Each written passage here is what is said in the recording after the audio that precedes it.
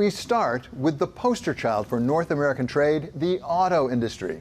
Since the USMCA's predecessor, NAFTA, came into effect over 30 years ago, autos have been at the center of negotiations. The reason is simple. The industry is tightly integrated across northern and southern U.S. borders like the one between Detroit, Michigan, and Windsor, Ontario. This is the brand new Gordie Howe International Bridge that spans the Detroit River, separating the Motor City from Windsor. It was named for the famed hockey player who was born in Canada but crossed the border to lead the Detroit Red Wings to 4 Stanley Cups.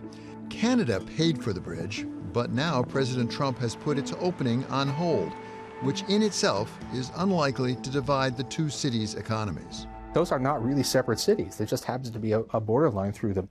Economist Paul Krugman won the Nobel Prize for his work on trade. Stuff does go back and forth. There's a tremendous amount of specialization, which is good for everybody. It reduces costs, increases efficiency. One of the companies benefiting from that back and forth trade is Linamar, a manufacturer with headquarters outside of Toronto. Jim Jarrell is its CEO.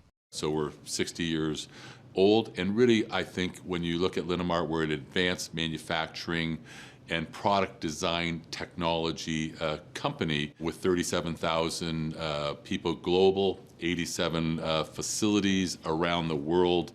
When we talk about the auto part of Linamar's business, how much of your production goes across either the Canadian-U.S. border or the U.S.-Mexican border, or for that matter, Canada-Mexico? I would say a ton. There is so much interconnection, integration between it, and I think we've demonstrated this before.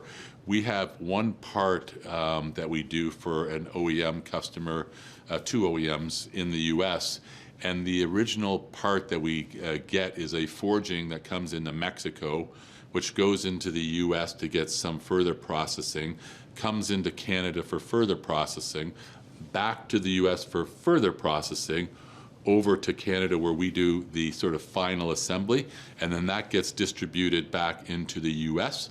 as well as Mexico and Canadian auto plants. So again, you can see this full integration of this, supply chain in the automotive North American area. And one thing we say is you can't unbake the omelet, right? Manufacturing has become a regional game.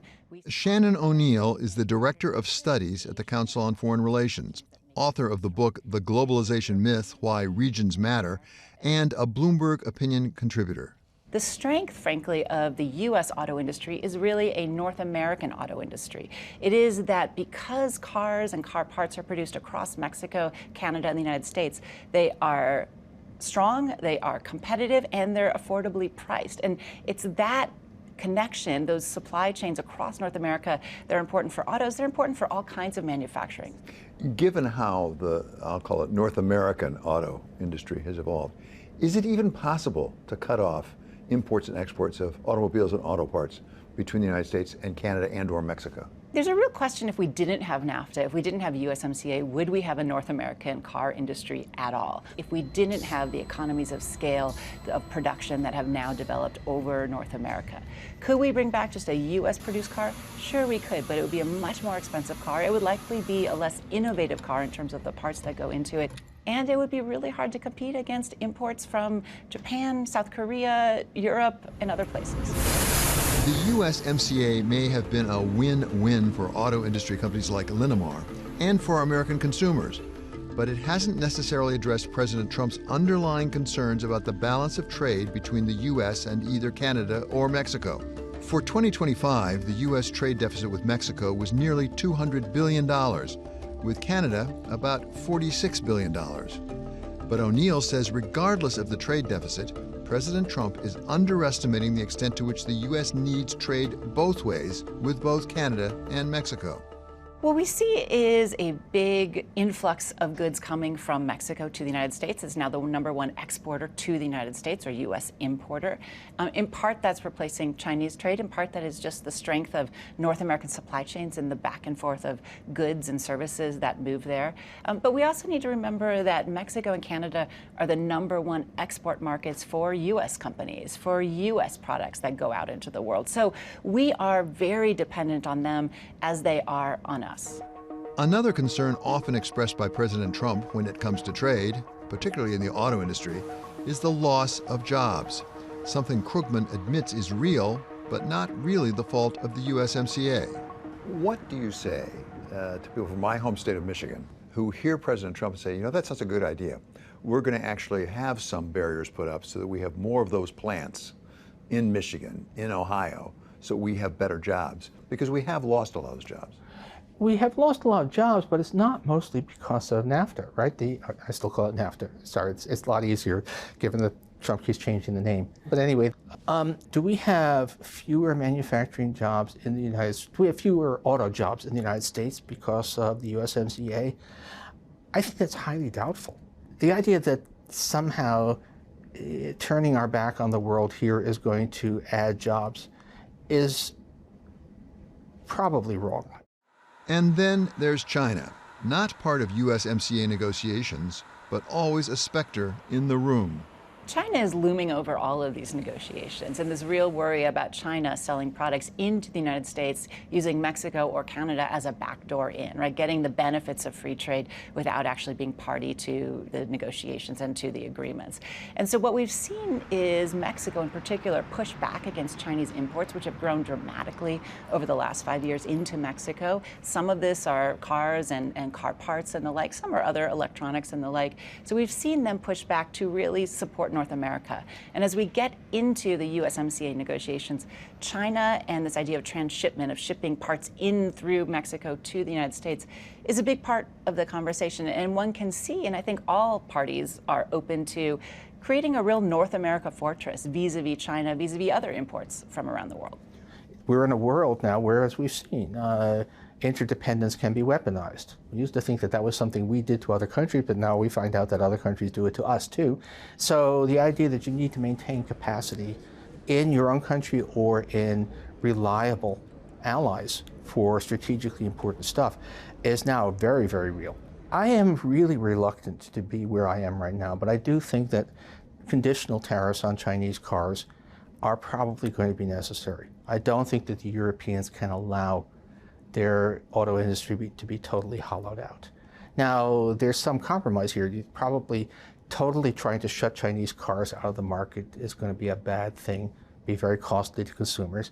But on the other hand, I've been shocked not only by my own change of mind, but by some of my colleagues, people who are longtime advocates of globalization and free trade, who are saying, okay, Europe needs to do some, if you like, it's national security, it's market disruption, to just allow something as big as the European auto industry to just be overrun, even if consumers would benefit for a while.